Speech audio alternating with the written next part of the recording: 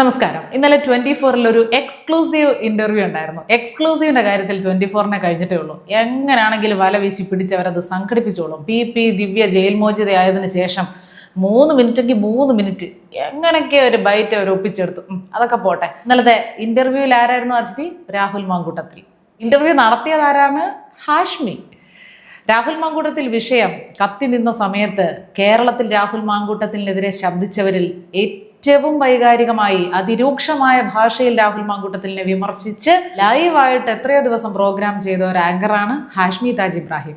പതിവ് പോലെ തന്നെ ഒരു ഗ്യാപ്പ് പോലും, അതായത് വൈകാരികതയുടെ തീക്ഷ്ണത ആ ഗ്യാപ്പിലൂടെ പോലും ചോർന്നു പോകരുത് എന്ന് ശഠിച്ചുകൊണ്ട് ഒരു ഗ്യാപ്പ് ഇടാതെ വാക്കുകളെ കൃത്യമായിട്ട് ഒന്നിനു മേലൊന്നായിട്ട് അടുക്കി വെച്ച് വൈകാരികതയിൽ ചാലിച്ച് ഇരിപ്പ് ഉറയ്ക്കാതെ അങ്ങോട്ടും ഇങ്ങോട്ടും ആടി ഹാഷ്മി നടത്തിയ ഒരു ഇൻട്രൊഡക്ഷൻ അത് നമ്മൾ ആരും മറന്നിട്ടില്ല.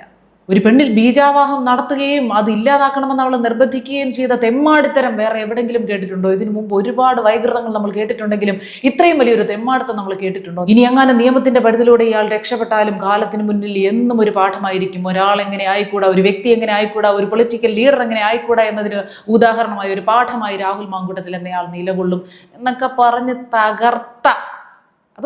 തകർത്ത ഹാഷ്മിയെ ഇന്നലെ ഇന്റർവ്യൂവിൽ ഒരു പൂച്ചക്കുട്ടിയായിട്ട് കാണാനാണ് സാധിച്ചത്. കുറേ മനുഷ്യർ കേട്ടോ, നിഷ്കളങ്കരായിട്ടുള്ള മനുഷ്യരെന്താ പറയുന്നതെന്നറിയോ? ഹാഷ്മി വെളുപ്പിക്കാൻ ഇറങ്ങിയതാണോ?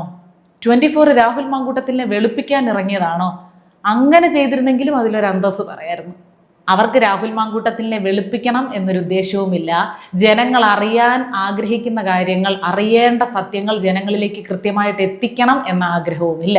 അവരുടെ റേറ്റിംഗിൽ വലിയ രീതിയിലുള്ള പ്രശ്നം സംഭവിച്ചുകൊണ്ടിരിക്കുന്ന സമയമാണ്. ചാനൽ വലിയ വെല്ലുവിളികളെയൊക്കെ നേരിട്ടുകൊണ്ടിരിക്കുന്ന സമയമാണ്.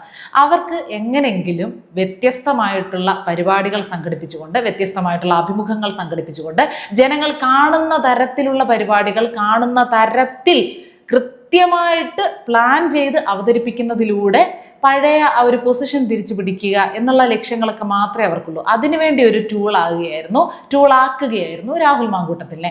ഇന്നലെ രാഹുൽ മാങ്കൂട്ടത്തിലിനെ ഇന്റർവ്യൂ ചെയ്യുന്നത് കണ്ടു. അപ്പോൾ ഹാഷ്മിയിൽ ഫുള്ള് കണ്ടു കേട്ടോ. ഞാൻ ഫുള്ള് കണ്ടിട്ടാണ് ഈ സംസാരിക്കുന്നത്. നമ്മളെല്ലാവരും രാഹുൽ മാങ്കൂട്ടത്തിൽ എന്തായിരിക്കും പറയാൻ പോകുന്നത് എന്ന് ഊഹിക്കുന്ന ചില കാര്യങ്ങളുണ്ട്. അതിനപ്പുറത്ത് ഒരു വാക്ക് പോലും ആ ഇന്റർവ്യൂവിൽ നിന്ന്, രാഹുലിൽ നിന്ന് ചോദിച്ചെടുക്കാൻ ഹാഷ്മിക്ക് കഴിഞ്ഞിട്ടില്ല. ഹാഷ്മി ശ്രമിച്ചിട്ടില്ല. ആളുകളെ ഇന്റർവ്യൂ കാണാൻ പ്രേരിപ്പിക്കാൻ വേണ്ടി അവർക്ക് പ്രത്യേകിച്ചൊന്നും ചെയ്യേണ്ടതായിട്ടില്ലായിരുന്നു. കാരണം ഈ ഒരു പ്രശ്നത്തിന് ശേഷം ആദ്യമായിട്ടാണ് രാഹുൽ മാങ്കൂട്ടത്തിൽ പ്രതികരിക്കുന്നത്. അതുകൊണ്ട് തന്നെ അത് എന്തായിരിക്കും എന്നറിയാനുള്ള ഒരു ആകാംക്ഷയിൽ സ്വാഭാവികമായിട്ടും 7 ലക്ഷത്തോളം പേർ യൂട്യൂബിൽ മാത്രം ചെന്നു. അത് കുറഞ്ഞു പോയി എന്നാണ് എനിക്ക് പറയാനുള്ളത്. അപ്പോൾ കൃത്യമായിട്ട് ഒരു ടൈറ്റിലിന് പോലും അവർ ബുദ്ധിമുട്ടേണ്ടി വന്നില്ല. എന്തെങ്കിലും ഇട്ടാൽ മതി. പക്ഷേ ഹാഷ്മിയുടെ ചോദ്യങ്ങളെല്ലാം വളരെ സോഫ്റ്റ് ആയിരുന്നു. എത്ര മൂർച്ചയേറിയ വാക്കുകൾ എല്ലാ ദിവസവും ഉപയോഗിക്കുന്ന, എല്ലാ വൈകാരികത നിറഞ്ഞ സംഭവങ്ങളിലും സ്ഥിരമായിട്ട് കഥാപ്രസംഗം നടത്തുന്ന ഹാഷ്മിക്ക് ഇത്രയും സോഫ്റ്റായിട്ട് രാഹുൽ മാങ്കൂട്ടത്തിലിനെ പോലെ ഒരാളെ ഇന്റർവ്യൂ ചെയ്യാൻ സാധിക്കും എന്നറിഞ്ഞതിൽ വല്ലാത്ത ഒരു അത്ഭുതമുണ്ട് കേട്ടോ. ആ ചോദ്യമൊക്കെ കേൾക്കാത്തവരെന്ത് പോയി കേൾക്കണം കേട്ടോ. എന്നാലും അങ്ങനെ ചെയ്യുന്നത് തെറ്റല്ലേ രാഹുലേ? എന്ന് പറഞ്ഞ് രാഹുലിനെ ഒരു പോലീസിനെ പോലെ അല്ലെങ്കിൽ ഒരു ജഡ്ജിയെ പോലെ ക്വസ്റ്റ്യൻ ചെയ്യണം, അങ്ങനെ ഒരു ഇന്റർവ്യൂ ആണ് ഹാഷ്മിയിൽ നിന്ന് പ്രതീക്ഷിച്ചതെന്ന് അല്ല ഞാൻ പറയുന്നത്. അങ്ങനെ ചെയ്തുകൂടാ. നമ്മുടെ ഓപ്പോസിറ്റ് ഇന്റർവ്യൂ ചെയ്യാൻ ആര് വന്നിരുന്നാലും അവർക്ക് നമ്മൾ കൊടുക്കേണ്ട ഒരു മര്യാദയുണ്ട്, ബഹുമാനമുണ്ട്. ഇവർ തമ്മിലൊരു ധാരണയ്ക്ക് ശേഷമായിരിക്കുമല്ലോ ഇന്റർവ്യൂവിന് ക്യാമറയ്ക്ക് മുന്നിൽ ഇരുന്നത്. അല്ല പെട്ടെന്ന് ഒരു ദിവസം ഹാഷ്മി വിളിച്ചിട്ട് രാവിലെ പറയുകയാണ്, പെട്ടെന്ന് വാ, എനിക്ക് കുറച്ച് കാര്യങ്ങൾ ചോദിക്കാനുണ്ട്, ജനങ്ങളെ അറിയിക്കാനുണ്ട് എന്ന് പറഞ്ഞ ഉടനെ പഞ്ചമുച്ചടക്കി അവിടെ വന്നിരുന്ന ആളല്ലല്ലോ രാഹുൽ മാങ്കൂട്ടത്തിൽ. ഒരു കൃത്യമായിട്ടൊരു ധാരണയുണ്ട്, എന്തൊക്കെ ചോദിക്കാം, എന്തൊക്കെ ഞാൻ പറയും, ഇതുവരെ പറയുകയുള്ളൂ, എന്തൊക്കെ എന്നോട് ചോദിച്ചുകൂടാ. അപ്പോൾ ആ കൃത്യമായിട്ടുള്ള ലിമിറ്റിൽ നിന്നുകൊണ്ടാണ് ഹാഷ്മി ചോദിച്ചത്. ഒരു പരിധിക്കപ്പുറം ഈ വാക്ക് തെറ്റിച്ച് മുന്നോട്ട് ചോദ്യങ്ങളുമായിട്ട് പോയാൽ അങ്ങേരെ എഴുന്നേറ്റ് പോകുമെന്ന് ഹാഷ്മിക്ക് അറിയാം. അപ്പോൾ അങ്ങേരെ അവിടെ പിടിച്ചിരുത്തി ഒരു 3/4 മണിക്കൂറെങ്കിലുമുള്ള ഒരു ഇന്റർവ്യൂ സെറ്റ് ചെയ്ത് ജനങ്ങളെ അത് കാണിക്കണം. അത്ര മാത്രമേ ഉള്ളായിരുന്നു. ഇതുവരെ ജനങ്ങൾ അറിഞ്ഞതിൽ നിന്ന് ഒരു പുതിയ കാര്യം പോലും ആ ഇന്റർവ്യൂവിലൂടെ കിട്ടിയിട്ടില്ല. അത് മാത്രമല്ല, ഇപ്പൊ സ്ത്രീകളുടെ പക്ഷത്ത് നിന്നാണ് സംസാരിക്കുന്നത്, സ്ത്രീകളുടെ രോഷമാണ് പ്രകടിപ്പിക്കുന്നത്, സ്ത്രീകൾക്ക് വേണ്ടിയാണ് താൻ രോഷാകുലനാകുന്നത് എന്ന് ഭാവിക്കുന്ന ഹാഷ്മിക്ക് ആ ഒരു രോഷം നേരിട്ട് രാഹുൽ മാങ്കൂട്ടത്തിലിനെ കണ്ടപ്പോൾ പ്രകടിപ്പിക്കാൻ പറ്റാതെ പോയത് എന്തുകൊണ്ടാണ്? പറ്റില്ല. കാരണം ഇതൊരു പ്രോഗ്രാം മാത്രമാണ്. നിങ്ങൾ നിങ്ങളുടെ ജോലി മാത്രമാണ് ചെയ്തത്. അപ്പോൾ ഞാൻ ഇതിനു മുമ്പും ഒരു വീഡിയോയിൽ സൂചിപ്പിച്ചതുപോലെ എൻ്റെ ജോലിയാണ് ഞാൻ ചെയ്യുന്നത്, എൻ്റെ ജോലിയാണ് ഇത് എന്നുണ്ടെങ്കിൽ അതിന് തക്ക പ്രഹസനങ്ങൾ പോരെ. എന്തിനാണ് എക്സ്ട്രാ കയ്യിൽ നിന്നിരുന്നത്?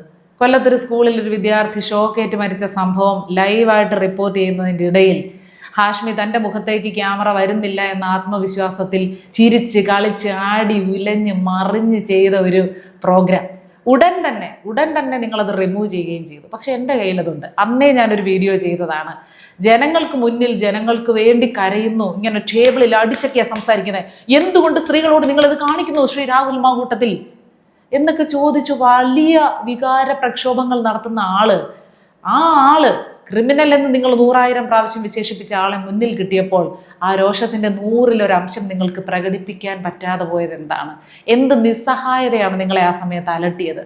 ജനങ്ങൾ ചർച്ച ചെയ്യുന്ന ഒരു വിഷയമുണ്ടാകുമ്പോൾ അല്ലെങ്കിൽ വൈറലാകുന്ന ഒരു വിഷയമുണ്ടാകുമ്പോൾ അതിനെ സംബന്ധിക്കുന്ന 4 വശവും പരിശോധിച്ച് എങ്ങനെ വ്യത്യസ്തരായി നമുക്ക് വാർത്തയിൽ ഇടം നേടാം, ആളുകളുടെ ശ്രദ്ധയിൽ ഇടം നേടാം എന്ന് ചിന്തിക്കുന്ന ചാനലുകളിൽ പ്രധാനപ്പെട്ട ഒരു ചാനൽ തന്നെയാണ് 24. ഇതിനു മുമ്പ് ഞാൻ പറഞ്ഞിട്ടുണ്ട്, ആ അഫ്വാന്റെ കേസ്, വെഞ്ഞാറമ്മൂട് കൂട്ടക്കൊലയുടെ കേസ് കുറേ നാള് കേരളം ചർച്ച ചെയ്ത സംഭവമാണ്. ആ സമയത്ത് ആ സ്ത്രീ, അതായത് ഈ അഫ്വാന്റെ അമ്മയോട് എല്ലാവർക്കും ഒരു അനുകമ്പ തോന്നുന്ന ഒരു സാഹചര്യമൊക്കെ ഉണ്ടായി.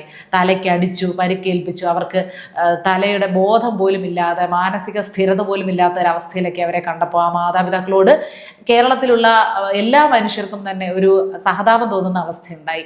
ആ സഹതാപത്തെ മുതലെടുക്കണം, ആ സഹതാപത്തിൽ സഹായിക്കാൻ ഞങ്ങളെ ഉണ്ടായിരുന്നുള്ളൂ എന്ന് വരുത്തണം, ഒരു വാർത്ത ഉണ്ടാക്കണം എന്ന ലക്ഷ്യത്തോടു കൂടി ശ്രീകണ്ഠൻ നായർ ആശുപത്രിയിൽ ചെന്ന ആ സ്ത്രീക്ക് വാഗ്ദാനം ചെയ്യുകയാണ് പുതിയ വീട്. ആ TV യിൽ നമ്മൾ കണ്ട ആ വാർത്തയിൽ ഒതുങ്ങിയിരുന്നു, ഒന്നും കൊടുത്തിട്ടില്ല, ഒന്നും ചെയ്തിട്ടില്ല. മാസങ്ങൾ കഴിഞ്ഞ് ഇവരിങ്ങനെ പുറകെ നടക്കുകയാണ്. എന്നോട് പറഞ്ഞത് അഫ്വാന്റെ പിതാവ് തന്നെയാണ്. ഞാനൊരു വീഡിയോയിൽ അത് ഉൾപ്പെടുത്തിയിട്ടുണ്ട്. ഇവർ പുറകെ നടക്കുമ്പോഴൊക്കെ അത് അങ്ങോട്ട് വിളിക്കാം, അത് റെഡി ആയില്ല, അതിന് കുറച്ച് പരിമിതികളുണ്ട്, നമുക്ക് ബുദ്ധിമുട്ടുകളുണ്ട്, അങ്ങനെയാണ് ഇങ്ങനെയാണ്, ട്രസ്റ്റിലുള്ള എല്ലാവരും സമ്മതിക്കുന്നില്ല തുടങ്ങിയ കാര്യങ്ങളൊക്കെ പറഞ്ഞു. അപ്പോൾ ഇവർ കൊടുക്കാൻ വേണ്ടിയല്ല അത് പറഞ്ഞത് അല്ലേ, ഒരു വാർത്തയ്ക്ക്, ആളുകളുടെ ശ്രദ്ധയ്ക്ക്. എന്തിന്? ഇങ്ങനെ തന്നെയാണ് മിക്ക വാർത്തകളും എന്നുകൂടി നമ്മൾ തിരിച്ചറിയണം. ഒരു വിഷയമുണ്ടാകുമ്പോൾ വല്ലാത്ത വൈകാരികതയോടുകൂടിയൊക്കെ നമ്മൾ പ്രതികരിക്കും. പക്ഷെ ആ വൈകാരികത എല്ലാ കാലവും അല്ലെങ്കിൽ നമ്മുടെ നിലപാട് എപ്പോഴും അതേപോലെ നിലനിർത്തുക എന്നുള്ളത് വളരെ പ്രയാസമേറിയ കാര്യമാണ്. എല്ലാവരെ കൊണ്ടൊന്നും അതിന് പറ്റുകയുമില്ല. ഒരഭിപ്രായം നമുക്കുണ്ടെങ്കിൽ ആ അഭിപ്രായം മറ്റൊരു സംഭവം ഉണ്ടാകുമ്പോൾ മാറുകയാണെങ്കിൽ എങ്ങനെ നമ്മുടെ വാക്കുകളെ മറ്റുള്ളവർ വിശ്വസിക്കും? നമ്മുടെ നിലപാടിൽ ഉറച്ചു നിന്നുകൊണ്ട് തന്നെ, അതായത് എന്തെങ്കിലും തിരുത്തലുകൾ നമുക്ക് നടത്തേണ്ടതായിട്ട് വന്നാൽ അത് നടത്തിക്കൂടാ. എപ്പോഴും നമ്മൾ തെറ്റാ പറയുന്നതെങ്കിൽ ഞാൻ പിടിച്ച മുയലിന് 3 കൊമ്പ് എന്ന് പറഞ്ഞിരിക്കണം എന്നല്ല ഞാൻ പറഞ്ഞത്. നിലപാടുകൾ എടുക്കുമ്പോൾ തന്നെ ഒരു ചിന്തയുടെ അടിസ്ഥാനത്തിലായിരിക്കണം അത് നമ്മൾ എടുക്കുന്നത്. ചിന്തിച്ചേ സംസാരിക്കാവൂ. ഞാനിപ്പോൾ പറയുന്ന ഒരു കാര്യം ഇതേ നാവ് കൊണ്ട് തന്നെ ഇതിൻ്റെ ഓപ്പോസിറ്റ് സംസാരിക്കുകയാണെങ്കിൽ നിങ്ങളിൽ എത്ര പേര് എന്നെ വിശ്വസിക്കും, തുടർന്ന് കേൾക്കും? ചില കാര്യങ്ങളൊക്കെ അടിസ്ഥാനരഹിതമാണ്, അങ്ങനെയൊന്നും അല്ല എന്ന് അറിയാമെന്ന ഉത്തമ ബോധ്യം എനിക്ക് ഉണ്ടായിരിക്കെ തന്നെ ഞാൻ അതിനെപ്പറ്റി, അതിൻ്റെ നന്മകളെപ്പറ്റി, അതിൻ്റെ സാധ്യതകളെപ്പറ്റി വാചാലയായാൽ നിങ്ങൾക്ക് എത്രത്തോളം അത് ഉൾക്കൊള്ളാൻ പറ്റും? അതുകൊണ്ട് ഈ ചാനലിൽ കാണിക്കുന്ന നാടകങ്ങളെ അത്രത്തോളം നിങ്ങളങ്ങ് നമ്പണ്ട. എന്തെങ്കിലും വാർത്തകൾ, ആരുടെയെങ്കിലും ബൈറ്റുകൾ, എന്തെങ്കിലും സംഭവങ്ങൾ, അതൊക്കെ നമുക്ക് ചാനലുകളിലൂടെ അപ്പോഴപ്പോഴറിയാം എന്നതല്ലാതെ അതിനെക്കുറിച്ച് ഇവർ നിരന്തരമായിട്ട് കൊടുത്തുകൊണ്ടിരിക്കുന്ന അപ്ഡേറ്റുകളെ പൂർണ്ണമായിട്ടും നമ്മൾ വിശ്വസിക്കേണ്ട. സെൻസേഷണലായിട്ടുള്ള കാര്യങ്ങളിൽ പിടിച്ചാൽ മാത്രമേ റീച്ച് ഉണ്ടാക്കാൻ പറ്റുകയുള്ളൂ. നിലനിൽപ്പിന് സഹായകമാകുന്നത് അത് മാത്രമാണ് എന്ന ബോധ്യത്തിൻ്റെ അടിസ്ഥാനത്തിലാണ് ഓൺലൈൻ മാധ്യമങ്ങളും സാറ്റലൈറ്റ് ചാനലുകളും എല്ലാം ഇവിടെ പ്രവർത്തിക്കുന്നത്. ശരിയാണ്, നമ്മളിപ്പം പ്രത്യേകിച്ച് ഇപ്പം യൂട്യൂബിലൊക്കെ ഒരു വീഡിയോ ചെയ്യുമ്പോൾ അത് കൃത്യമായിട്ടുള്ള ക്യാപ്ഷൻ, ടൈറ്റിലും തംബ്നെയിലും ഒന്നും അത് കൊടുത്തില്ലെങ്കിൽ ആളുകൾ അത് ഓപ്പൺ ചെയ്യില്ല. അപ്പോൾ നമ്മുടെ ഏറ്റവും വലിയ ചലഞ്ച് മനുഷ്യർ ആ വീഡിയോ തുറക്കുക എന്നുള്ളതാണ്. എൻ്റെ വീഡിയോ ഓപ്പൺ ചെയ്താലല്ലേ ഞാൻ എന്താ സംസാരിക്കുന്നതെന്ന് അറിയുള്ളൂ. അപ്പോൾ വളരെ പ്ലെയിൻ ആയിട്ടുള്ള ഒരു സംഭവമൊക്കെ, ഒരു ക്യാപ്ഷനൊക്കെ കൊടുത്തു കഴിഞ്ഞാൽ ഒരുമാതിരിപ്പെട്ടവരാരും അത് തുറന്നു നോക്കില്ല. അതിനുവേണ്ടി നമ്മൾ അല്പം ഹൈലൈറ്റ് ചെയ്തുള്ള തംബ്നെയിലുകൾ കൊടുക്കും. പക്ഷേ ഈ വീഡിയോയുമായിട്ട് യാതൊരു ബന്ധവുമില്ലാത്ത തംബ്നെയിലുകളും ടൈറ്റിലും ഒക്കെ കൊടുത്തുകൊണ്ട് ആളുകളെ വിഡ്ഢികളാക്കുന്ന ഓൺലൈൻ മാപ്രകൾക്ക് സമാനമായിട്ടുള്ള കാര്യമാണ്, ഓൺലൈൻ മാപ്രകളുടെ ആ ഒരു മുതലെടുപ്പിന് സമാനമായിട്ടുള്ള ചൂഷണമാണ് ഈ ഹാഷ്മിയെ പോലുള്ള മാധ്യമ പ്രവർത്തകർ, മുഖ്യധാര മാധ്യമ പ്രവർത്തകർ എന്ന് നമ്മൾ വിശേഷിപ്പിക്കുന്ന ആളുകൾ മറ്റൊരു രൂപത്തിൽ ചെയ്തുകൊണ്ടിരിക്കുന്നത്. ആ എക്സ്ക്ലൂസീവ് മാത്രമായിരുന്നു അവരുടെ ലക്ഷ്യം. രാഹുൽ മാങ്കൂട്ടത്തിൽ ആദ്യമായിട്ട് മുഖം കാണിക്കുന്ന ചാനൽ, ഇക്കാര്യത്തിൽ പ്രതികരണവുമായിട്ട് വരുന്ന ചാനൽ തങ്ങളുടേതായിരിക്കണം എന്നുള്ള ഒറ്റ സംഭവത്തിൻ്റെ, ഒറ്റ ആശയത്തിൻ്റെ, ഒറ്റ ലക്ഷ്യത്തിൻ്റെ ബേസിൽ നടന്ന വെറും ഒരു പ്ലെയിൻ ആയിട്ടുള്ള ഇൻ്റർവ്യൂ എന്നല്ലാതെ ഒരംശം പോലും ആത്മാവ് കൊടുക്കാത്ത ഒരു ഇൻ്റർവ്യൂ ആയിപ്പോയി അത്. ഏതായാലും നിങ്ങളുടെ അഭിനയ മികവ് എത്രത്തോളമാണ് എന്ന് ജനങ്ങൾക്ക് ഒരിക്കൽ കൂടി ബോധ്യപ്പെടാൻ സാധിച്ചു. ഇത്തരം പ്രഹസനങ്ങൾ ഇനി ആസൂത്രണം ചെയ്യുമ്പോൾ 2 തവണ വീണ്ടും ചിന്തിക്കുക.